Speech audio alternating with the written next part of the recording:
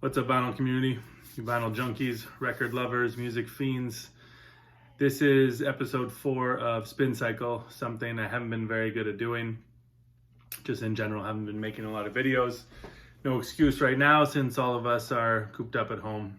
Can say that I'm fortunate that during these strange times, I know it's very stressful for a lot of people. It hasn't been too bad for me. Thankfully, but my heart goes out to those that this situation really affects in a seriously like a negative way. Just hope that everyone's okay, hanging in there. Uncharted territory for all of us. There is positive to come out of this situation in many different respects. One small one related to why I make these videos is more time to listen to records. So I figured I'd share what I've been listening to. I'm gonna film 2 videos back to back here, but this one is gonna be some Cheap Heat. If you're on Instagram, if you follow me on Instagram, Needle Groove Vinyl, you'll see that I've been posting a bunch of these records. Andrew Bleeds on Instagram, formerly Champ Sound on YouTube, was posting some great Cheap Heat. I think it was Mingus Sushi, I can't remember, on Instagram, can't remember your first name, but you started Cheap Heat Challenge, I guess kind of in response to all the Blue Note challenges, which are super interesting, but don't have very many of those records to post. And it's mostly records I've seen. I love discovering cheap records, cheap jazz records that just blow your face off, that blow you away, and don't, cost a lot of money. That's the fun in this, is discovering those records. I have quite a few of them, but it's kind of endless. There's always great stuff out there. It's always cool finding a great rare record. Some are rare because it's good music, others not necessarily. But yeah, so this has kind of been really fun to pull out stuff. I haven't pulled out all of it, but I just figured I'd jump on and share with you guys these ones that I do really enjoy and have enjoyed listening to over the past week or so, I would say. So Woody Shaw has a bunch of cheap records after his the Muse years and contemporary. This is on his Columbia years, and this one just cooks. Really, I knew I liked it, and I hadn't listened to it in a while, and I put it on, and I was like, whoa, this is a really, really good record. And this is out of all these records, this stack, all of them are relatively cheap, ranging from $5 to $10 to maybe up to $20. I mean, it always depends on condition, but some of them you see all the time, and this is one of those. Others might be cheap, but you're not necessarily going to see it, on a regular basis. Thankfully, we have the internet, so it's easy to get. But this you're going to see in record stores all the time, and it's still $5. So, I mean, pay $10 for it, whatever. Just the next time you see it, get it. But it's a cheap record, and honestly, it is just a jazz cooker. Lineup is Woody Shaw, obviously, Carter Jefferson on sax, Onahe Allen Gums, rest in peace, on piano, who just passed away, one of the many musicians we've lost due to this situation, Clint Houston on bass, and Victor Lewis. So this is Live at the Village Vanguard, Woody Shaw. Stepping Stones is the name of the album. So if you don't have that, I'd be surprised, but exciting for you if you don't, because something to grab. Next one is Don Thompson. So that one cooks. This one doesn't cook, but it's a beautiful record. Don Thompson, this is called Country Place. Old house there, interesting cover. I don't know the story behind it. So this is PM Records, which is an American label, but I don't know what the connection is with. There's a lot of Canadian. I'm pretty sure Don Thompson is Canadian. Yeah, he's from BC, and this is a Canadian pressing, but it has the liner notes in French and English, similar to the RCI releases, which usually have French and English. Gene Perla here on bass, Don Thompson on acoustic piano, as well as vibraphone, and Joe LaBarbera on drums, who I guess is Pat LaBarbera's brother. So yeah, cheap record. I've seen it many, many times on PM, Gene Perla's label. I should look up what the connection is with Canada, but I would recommend you grab this or sample it online, I'm sure. This one I just posted today, beautiful record. Richard Davis Harvest, I've shared this before. I love the double bass. So you have two bassists on here, obviously Richard Davis as well as Bill Lee.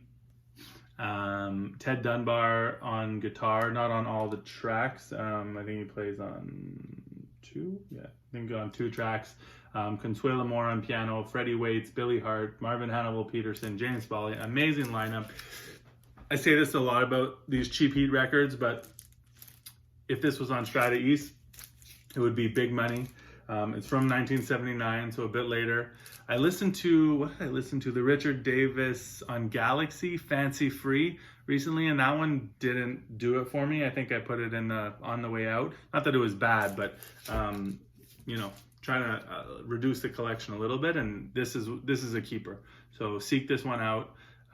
This is an example of one you're not going to find, you know, in the bins all the time, but highly recommended. Beautiful, deep, kind of spiritual feeling, introspective music. There's some titles on here: Windflower, Passion Flower, Forest Flower. They do take the A train, but yeah, it's, you get that interesting dynamic when you have the two basses going. So yeah, check that out. Richard Davis Harvest, I would say a favorite of mine by him. This, I mean, it's good. Maybe not as good as some of these other records I'm showing or have shown, but for $1, which is what you're usually going to find this for, $1, $2, it's a DDoddo Prelude on CTI. I dig the electric keys on here. So with the Brazilian, it is smooth and slick, but you have the Brazilian vibe. I think he's Brazilian vibe, and with the electric keys, it's good enough for me to enjoy for a couple bucks. If you don't have that, you can sample it online. John Stubblefield. This is dope. Confessing, this is on Soul Note. This is deep, kind of in the spiritual jazz vein. Cecil Bridgewater is the only other musician I know on here. I don't know Mulgrew Miller, Eddie Gladden. I think this is from early 80s. No, 85. Wow. I was just listening to his other one, Bushman Song. I think that's what it's called, which is from 86 on Enya. And there's one song I really, really like on there, but the rest of it sounds too 80s, I could say. This still has some songs that I don't love, but for the most part is really, really solid. There's one standout track. I can't remember if it's Spiral Dance or Confessing, but this is worth checking out and won't set you back more than, you know, $10 probably, or somewhere around there. His one from the 70s, late 70s on, I can't remember the label, but it's like a dark gray cover. That's really good. This is not quite on that level, but it's still excellent and worth seeking out or picking up if you find it. A little fusion.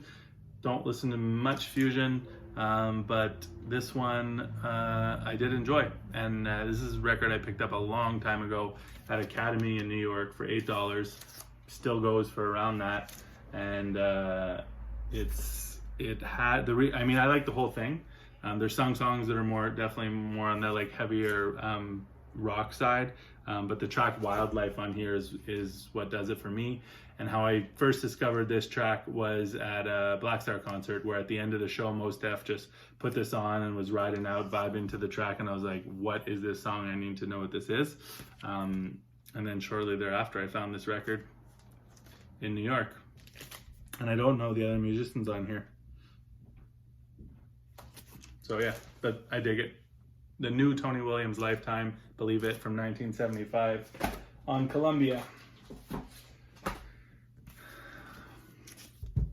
There's a bunch of Les McCann Cheap Heat. This is not the best one. If you're gonna pick something up, it's Invitation to Openness, or even Layers, which can sometimes go for more, but you can probably still find it for cheap if you're out there digging. But this one's really enjoyable too. They do What's Going On, and few originals, mostly originals, except the 2 covers, a Stevie Wonder song and What's Going On. Talk to the People by Les McCann on Atlantic from 1972. I dig it. This is excellent. Louise Gasca. This one is called there's no title on it, but it's called For Those Who Chant, I think. Either way, just look him up, Louise Gasca on Blue Thumb. This has Joe Henderson on it.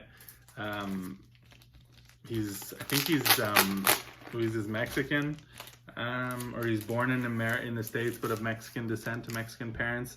This has Carlos Santana on it, George Cables, Lenny White, Stanley Clarke, and a bunch of Mexican, I would assume Mexican musicians that I don't know, on various percussion, timbales, congas. Yeah, this is a classic, a VC staple. If you don't know it, highly recommended. I know a lot of you have this and love it. Pulled it out. I hadn't pulled it out in a couple of years, and I really enjoyed it. So this is a pair. I actually showed this, I realized, in my last spin cycle video, which was also featured some cheap heat, and I pulled this out again when the cheap heat theme was going around, and it just, this record is so good, as is this one, Sunny Fortune, Waves of Dreams and Awakening. This one came out the year after, I think it's 75 or 76. The year after is Strata East one, so next year was this one, the following year was this one.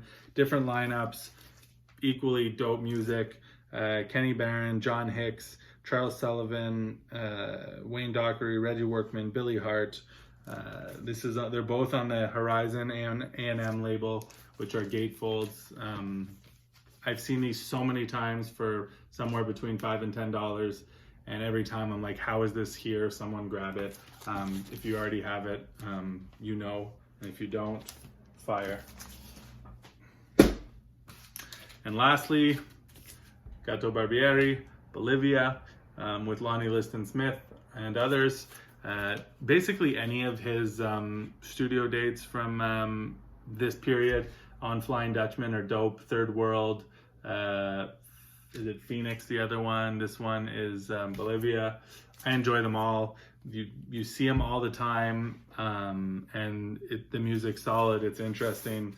Some of it's, you know, has the Latin influence, mixed with jazz and spiritual, deep, sometimes free, groovy. I like it. Lonnie Liston Smith, Stanley Clarke again, John Abercrombie, who has some great cheap heat records as well, James Matume, Erto, you know, I would say Stanley Clarke seems to be a theme as well in these really like dope, affordable records, which we call cheap heat. So yeah, I haven't been too motivated to make these videos. I've been more into spinning the records, going through the collection, cleaning them, partially why it's called Spin Cycle. But I guess the fact that I need to start putting some away, because I've pulled out so many records, the shelves are starting to get kind of empty, that it was time to show a video, make a little video so that I could start filing them away before my girlfriend freaks out that there's records everywhere.